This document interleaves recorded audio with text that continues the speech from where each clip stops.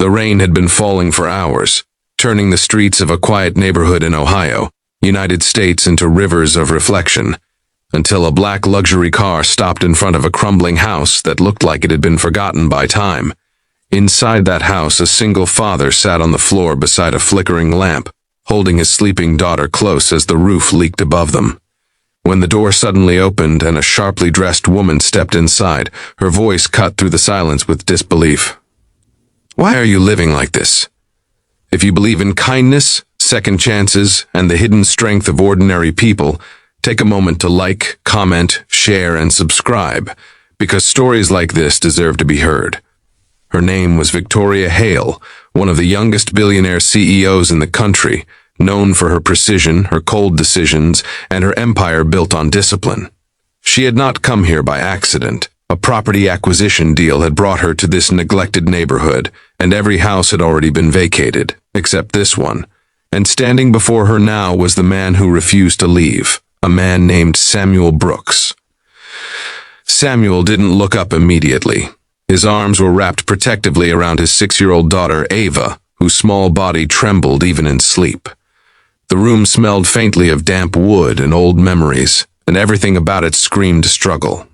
When he finally looked at Victoria, there was no anger, no fear, just a quiet exhaustion that seemed deeper than anything she had ever seen. Victoria had seen poverty before, at least from a distance.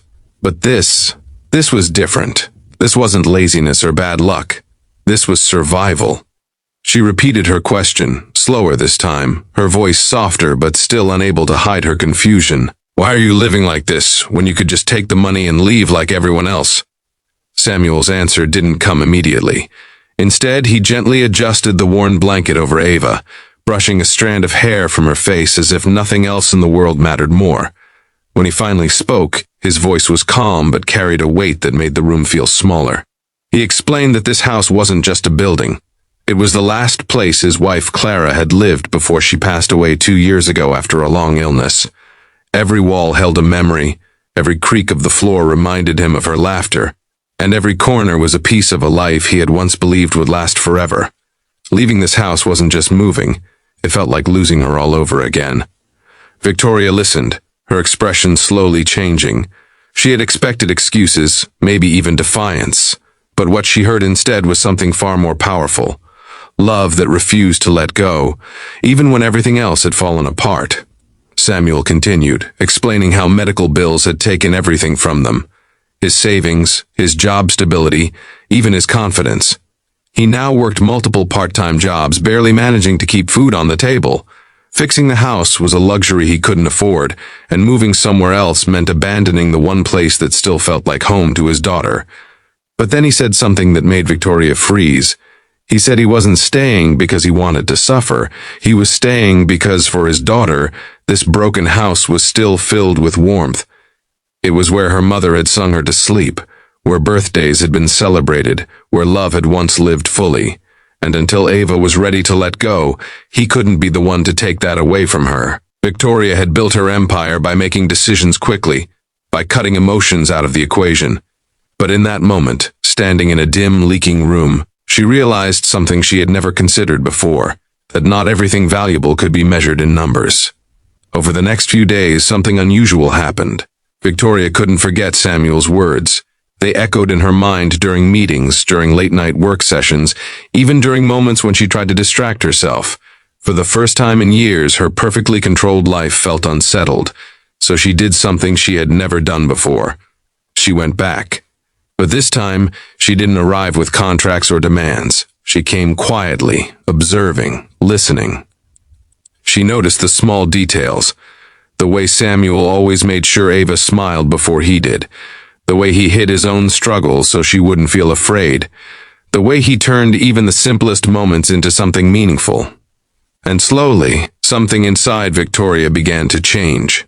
She started asking herself questions she had avoided for years. What was the purpose of all her success if she couldn't recognize humanity when it stood right in front of her? What was the value of power if it couldn't be used to make a real difference? Without announcing it publicly, without turning it into a business move, Victoria made a decision. Within weeks, construction crews quietly began repairing the house. The leaks were fixed, the walls were restored, and the structure was reinforced, but the soul of the house remained untouched. Every memory, every detail Samuel had cherished was preserved. When Samuel returned home one evening and saw the transformation, he stood frozen, unable to process what had happened. And when Victoria finally explained, she didn't speak like a CEO. She spoke like someone who had finally understood something important. She told him that sometimes strength isn't about moving forward at any cost. Sometimes it's about holding on to what truly matters until you're ready to let go. Samuel didn't have words. His silence said everything. Before this story comes to an end, take a moment and tell us in the comments, have you ever held on to something because it meant more than anyone else could understand? As time passed, Samuel's life slowly stabilized.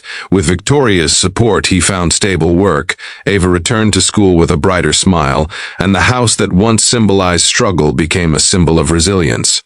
But the biggest change wasn't in Samuel's life, it was in Victoria's. She began to see her empire differently, not just as a machine for profit, but as a tool for impact. She started initiatives to support families in crisis, not because it improved her image, but because she had finally felt what it meant to truly see someone. And all of it began with a single question, and an answer that froze her. If this story touched your heart even a little, don't forget to like, comment, and share it with someone who needs to hear it. Sometimes the strongest people are the ones quietly holding everything together, and their stories deserve to be seen.